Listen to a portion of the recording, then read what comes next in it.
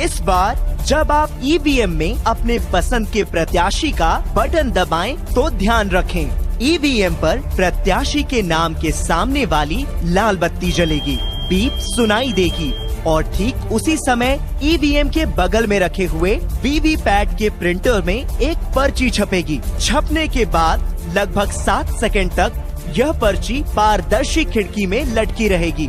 आप उसे देखकर यह सुनिश्चित कर लें कि पर्ची पर आपके द्वारा चुने गए प्रत्याशी की क्रम संख्या, प्रत्याशी का नाम एवं उसका चुनाव चिन्ह दर्ज है। यह इसका सबूत है कि आपका मत आपके द्वारा चुने गए प्रत्याशी को ही गया है। वीवीपैट चुनावी प्रक्रिया की पारदर्शिता में आपके विश्वास को मजबूत करने का प्रयास है। आप लोग क्यों लौट कर जा रहे हैं? आप क्यों जा रहे हैं लौट कर यहाँ पे? बेईमानी, जिंदगी बेईमानी। क्या हो रहा है? हो क्या रहा है यहाँ? ये भाजपा में वोट डाल रहा है, फूल में वोट डाल रहा है।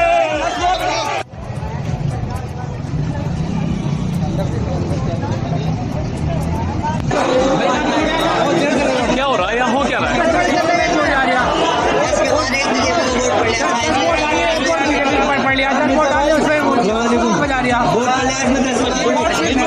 जबरदस्त तरीके से अब तक तकरीबन 9 के करीब वोट जो डाले गए हैं वो सबके सब जो है बीजेपी को जा रहे हैं, जो साहिल को डाला है। मेरा नाम मोहम्मद असद रहीमी, मैं शरीफ नगर से अर्ज कर रहा हूँ। ठीक है, इस वक्त मैं कॉलेज के अंदर ही खड़ा हूँ और मैं कोऑर्डिनेटर हूँ बाकायदा उलमा की तंजीम की तरफ से। और तकरीबन जिस तरह से शिकायत कर रहे हैं, ये बोल रहे हैं कि यहाँ बीजेपी को वोट जा रहा है साइकिल को वोट देने के बजाय। जो भी होगा, यदि जिसको कोई समस्या हो,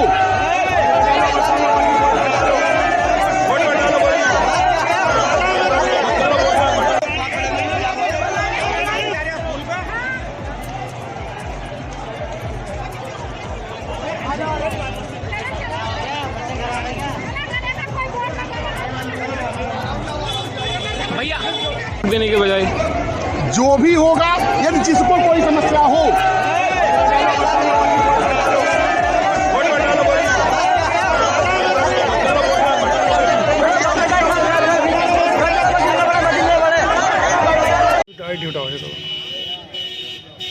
जी क्या नाम है आपका? मेरा नाम धारा जी धारा सिंह। धारा सिंह जी, आप एजेंट भी हैं शायद? एजेंट हुआ जी।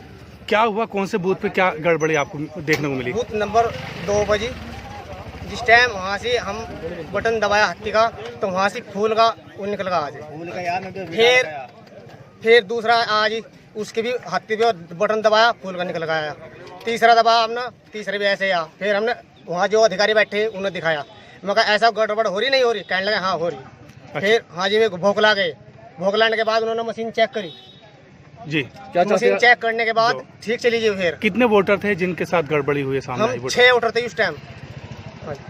तो कोई शिकायत करी ऑर्डर अभी आज अभी इसके साथ भी गड़बड़ हुई जी। कितनी ईवीएम मशीन है जो जिसमें गड़बड़ का सामना देखने को मिल रहा है आपको? सिर्फ हमें तो एक का गड़बड़ दिखाई दी जी फिलहाल। क्या वो ईवीएम मशीन चेंज हुई या नहीं हुई अभी तक? अभी चेंज नहीं हुई जी, वही चली चुकी। तो आपने प्रशासन के अधिकारी ऑब्जर्वर से बात की? सर अभी आई नहीं यहाँ से। कितना समय हो गया, कितना घंटे हो गए? करीबन जब उस टाइम 138 वोट पड़ चुकी थी जिस टाइम ये गड़बड़ हुई, देखिए हमने। तो अभी तक जो ईवीएम मशीन है जिसमें गड़बड़ी है वो चेंज नहीं हुई है? अभी चेंज नहीं हुई। क्या चाहते हैं आप लोग? हम तो ये चाहे जी कि वोट हमारी सही गिरा, हम देखना चाहते हैं अपनी वोट को देखकर अपना निश्चित रूप से वोट करना चाहते हैं। हेलो दोस्तों, सबको जय भीम। मैं यहाँ हापुड़ में स्थित मोहल्ला शिवगढ़ी से बोल रहा हूँ और यहाँ पे लोग बताएंगे किस तरह से मशीन सुबह से ही नाटक कर रही है। मैं बस अभी पहुँचा हूँ, तो आप लोग ये लोग बताना चाहते हैं, इस वीडियो को आप शेयर करें। और क्योंकि आप सब जानते हैं किस तरह से ये हर चीज़ को अपने फेवर में किया जा रहा है, तो आप जरा लोगों की सुनिए जी। आराम से बताओ, एक बंदा आराम से। मशीन खराब हो रही है, बहुत देर हो गई। कितनी देर हो गई जी? 3 घंटे हो गए, 2 घंटे से मशीन खराब है। 2 घंटे डाले हैं, बिल्कुल बंद है। जहाँ पे यहाँ तक 2-3 घंटे हो गए खराब है, कोई वोट नहीं डल रही, कोई सुनवाई नहीं हो रही। तो आप देख सकते हैं किस तरह से यहाँ पर मशीन खराब है, लोग लाइन में लगे हुए हैं। सुबह से ये हालत है, अभी तो 8:30 बजे है, तो आगे क्या होगा? तो आप हर जगह इस चीज को लेकर के सवाल उठाएं, क्वेश्चन रेज करें। अरे चुप रहा। एक भी वोट बचने ना पाए, और अगर कोई ना हो तो ये हर जगह चलता है कि फर्जी पर्ची पे डाल आया जाता है। मौका मिले तो वो भी फायदा उठा लीजिएगा,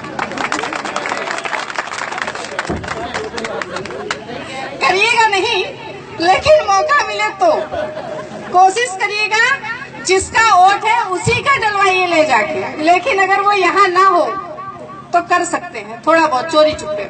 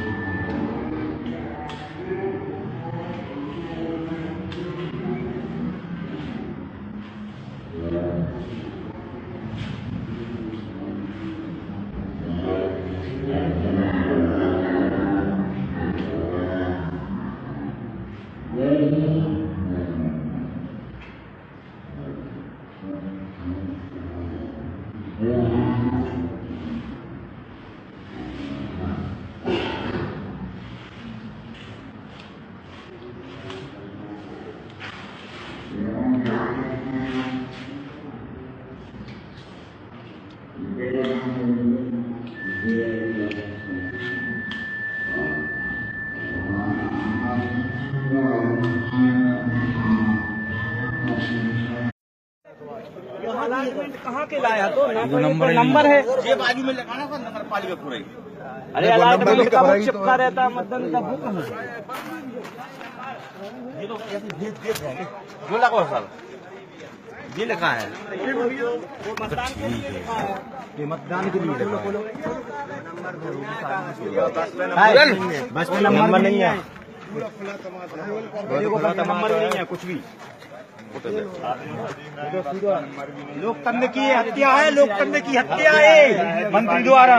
कहाँ मिलिया लोकतंत्र की हत्या नहीं है हमारे साथ, लोकतंत्र की हत्या नहीं जाएगी कोई भी, ना कोई नंबर है ना कुछ ऐसा नहीं है। ऐसा लग रहा है ये दीपाली होटल से आई है अभी अभी, बस सबके सामने बस देखो बस में नंबर ही नहीं है। लोकतंत्र की हत्या मंत्री द्वारा परिवहन मंत्री स्कूल बस में जब नंबर नहीं चलते जो गाड़ी रोक के और वो करते चालान बस लिखा है उसमें नंबर तक नहीं, मशीन चालान नहीं हो रहा है।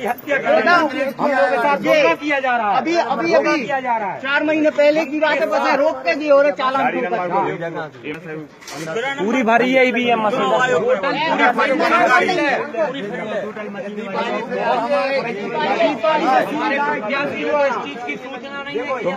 भरी है पूरे मशीन। लोकतंत्र की हत्या की गई मंत्री द्वारा, हम लोग धोखा किया जा रहा है। धोखा ये देखिए आप मशीनें बस के द्वारा फर्जी मशीन दीपावली से आई है, दीपावली से मशीनें आती हुए बिना नंबर की बस है। देखो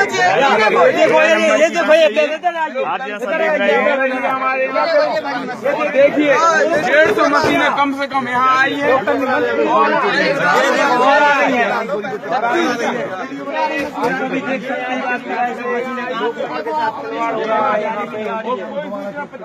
नहीं दी गई है कोई भी सूचना नहीं दी गई है।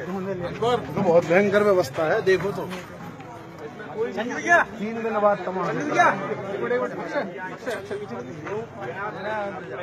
कांग्रेस प्रत्याशी की सूचना और आप देख रहे हैं ना इसकी चाबियां हैं, इनमें सब में चाबियां भी लगी हुई हैं और लगता है दीपाली होटल से आई हैं। बिना नंबर की गाड़ी है वो दीपाली। और जैसा कि आप देख रहे हैं ये वैन बिना नंबर की है। कहाँ से आई है भाई साहब? ये हमें लगता है गृह मंत्री की होटल से आई है। दीपाली से मशीन द्वारा बिना नंबर प्रत्याशी को इस चीज की कोई सूचना नहीं मिली, ना कोई सूचना दी गई कि मशीनें 3 दिन आने वाली है, 3 दिन बाद मशीनें उपलब्ध हुई हैं। आज इन पे बिना नंबर की गाड़ी आ रही है, मशीनें आ रही। पूरा मामला ये था कि 40-50 गाड़ियों का काफिला थाने से होकर इधर जा रहा था, तो आचार संहिता लगी हुई है। तो हमने कहा ये कहाँ जा रहे हैं, पता लगा कि ये गांव पथर्रा में जा रहे हैं और पूर्व सांसद रामशंकर कठेरिया हैं, तो जो अपना वहाँ पे भाषण करने वाले हैं। तो हम लोग सुरक्षा व्यवस्था की दृष्टि से वहाँ गए तो वहाँ काफ़ी लोग थे। सरता भदौरिया जी थी विधायिका, और कठेरिया जी जो विधायिका हैं वो भी थी, और पूर्व विधायक की भी थे, और गांव के लोग भी थे। कम से कम 200 लोग थे जो टेंट लगा के अपना प्रोग्राम कर रहे थे। तो हम वहाँ गए तो काफ़ी देर तक इनकी भागड़ चलते रहे, कोई बात नहीं हुई। लेकिन बाद में जब उन्होंने, पब्लिक ने ये कहा कि उन्होंने पूछा कि थाने से कौन आया है, थाने से कोई आया है कि नहीं आया है, तो कहा कि दरोगा जी आए हैं। तो बोला दरोगा कहाँ है, दरोगा दरोगी। तो हमने कहा ये तो बदतमीजी से बात कर रहे हैं। तो मैंने अपना मोबाइल निकाल लिया, क्योंकि आजकल इलेक्ट्रॉनिक मीडिया का माध्यम से जो है आप अपनी बात कह सकते हैं। तो मैंने मोबाइल निकाल के मैंने कहा ये तो बदतमीजी कर रहे हैं इतने ऊंचे पद पे होते हुए। तो मैंने उनकी बातें रिकॉर्ड करना चाहें, तो मैंने कहा सर बताइए आप क्या कह रहे हैं। तो उन्होंने कहा कि ये मोबाइल बंद कर। मैंने कहा सर आप उल्टा सीधा बोल रहे हैं, हमसे मोबाइल बंद करने के लिए कह रहे हैं, आप इतने ऊंचे पद पे हैं। तो बोला कि नहीं तू मोबाइल बंद कर। तो हमने भी ठीक कर लूँगा सर। तो इतने में ही उन्होंने जो है ज़बरदस्ती मेरे मोबाइल छीन लिया, और जितने भी थे वहाँ पे उनको सबको आदेश दिया कि मारो साले को। ये किसने कहा? रामशंकर कठेरिया ने। कितने उस समय कौन कौन लोग पार्टी के लोग मौजूद थे? अरे विधायिका जी थी, दोनों विधायिकाएं थी, सदर विधायक थी, और जो यहाँ की चकनगर की विधायक हैं वो भी थी, और काफी बरखना विधायक थे जी। जो भी समझ में आया उन्होंने जैसे चाहा उससे मारा है, ईंटों से, लातों से, घूंसों से। परमिशन देखने गए थे? परमिशन क्या सर, वो मुझे शक था कि ये जो है गलत काम करने जा रहे हैं। परमिशन तो इनके पास थी ही नहीं, और न हमसे कोई इन्होंने सभ्यता से बात की, न कोई परमिशन दिखाया, न कुछ दिखाया। रौब दिखाते हुए कि कहाँ है, कौन दरोगा आया है थाने से, बोला उसको कहाँ है। तो मैं गया, मैंने कहा सर बताइए क्या बात है। तो अब आपने जो अपने विभागीय अधिकारियों पूरी बात बताई, तो क्या कार्रवाई हो रही है उनके खिलाफ? क्या कार्रवाई चाहते हो आप? उचित कार्रवाई चाहते हैं अधिकारियों से। तो आप लिख के तहरीर दे रहे हैं? जी हाँ, लिख के तहरीर दे रहा हूँ। मुकदमा लिखने की मैं कोशिश करवाऊंगा जो है।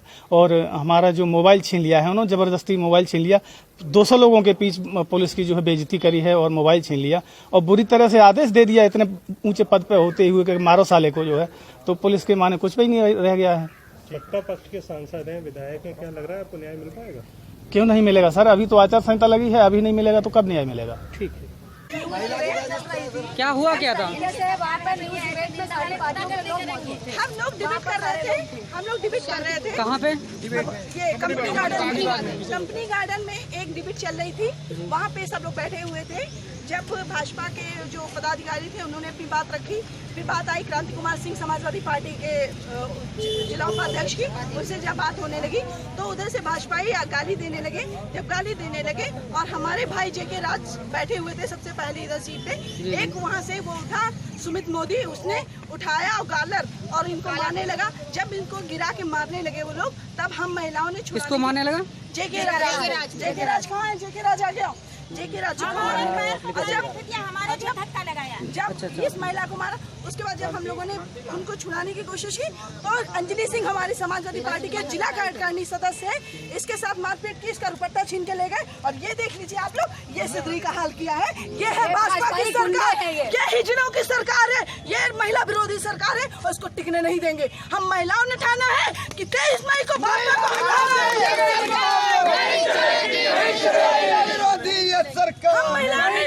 पूरे भारत की महिलाओं का अपमान है, ये महिलाओं के, पूरे भारत की महिलाओं का अपमान है, और पूरे भारत की महिला 50% महिला आबादी इस अपमान का बदला लेगी और 23 मई को भाजपा की सरकार को ऐसे उखाड़ के फेंकेगी।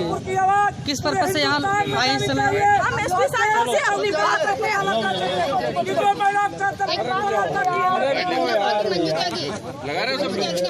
जी जी हम लोगों ने आज एसपी साहिबा से मिलेंगे।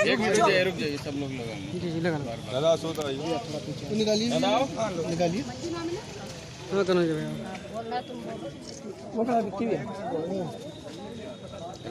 आजा भाई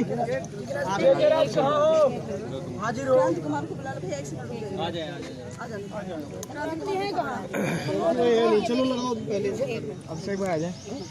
मजदूर को किसान तो लड़ा दो, माँ बाप को संतान तो लड़ा दो, अफसर को जवान तो लड़ा दो, भारत को पाकिस्तान तो लड़ा दो और कब्रिस्तान को शमशान तो लड़ा दो। ये जो दुष्प्रचार इनका चल रहा है, जो या इनका बीमारी है, यो मोदी नहीं मोदारी है, अरे ये झूठ बोलने की बीमारी है। इनका पक्का इलाज करना हमारी लाचारी है। सेना की शहादत पे माननीय मोदी जी वोट मांग रहे हैं, ये ठीक नहीं है। ये शर्म की बात है कि आपने 5 साल कुछ नहीं किए। आपने जीएसटी लगाई तो उसमें वोट मांगो ना, आपने नोटबंदी किया है तो उसमें वोट मांगे ना, आपने 3 तलाक किए तो उसमें वोट मांगे ना, अरे जो किया उसमें वोट मांगे ना।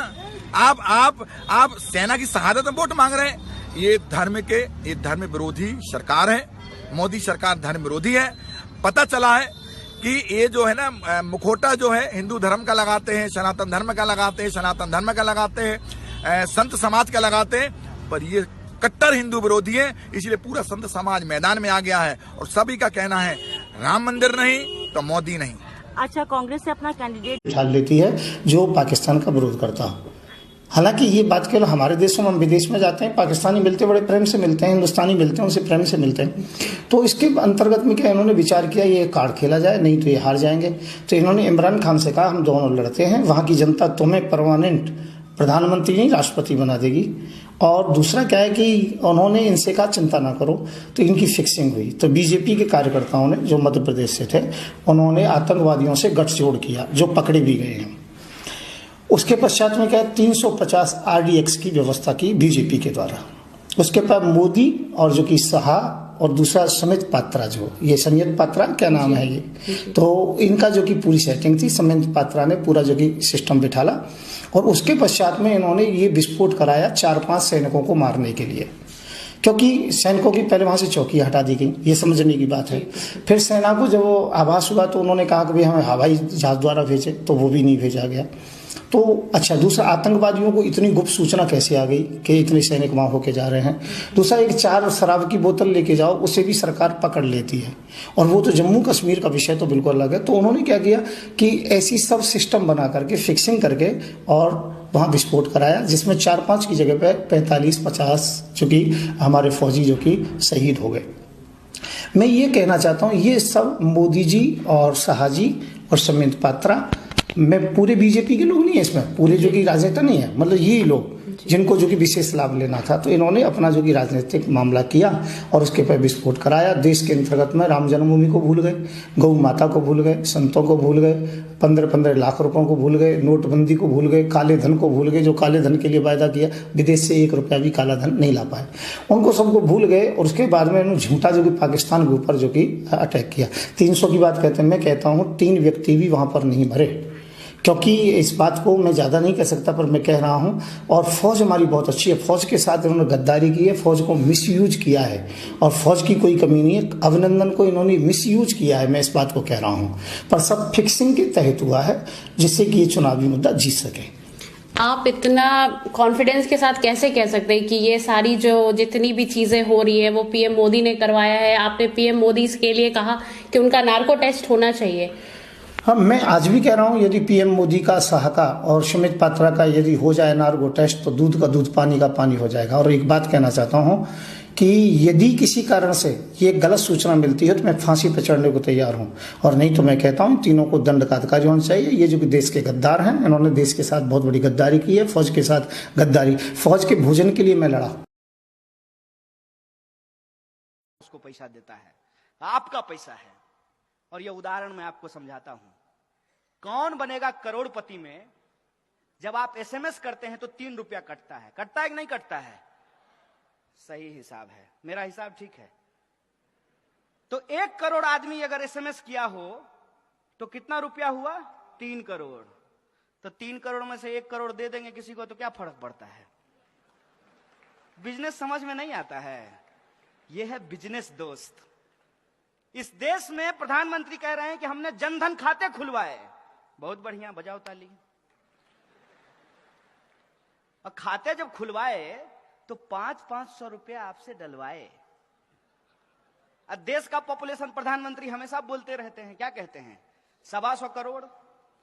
अरे 125 करोड़ में से 50 करोड़ भी यदि खाता खुला तो 50 करोड़ गुना 500 रुपया कितना हुआ?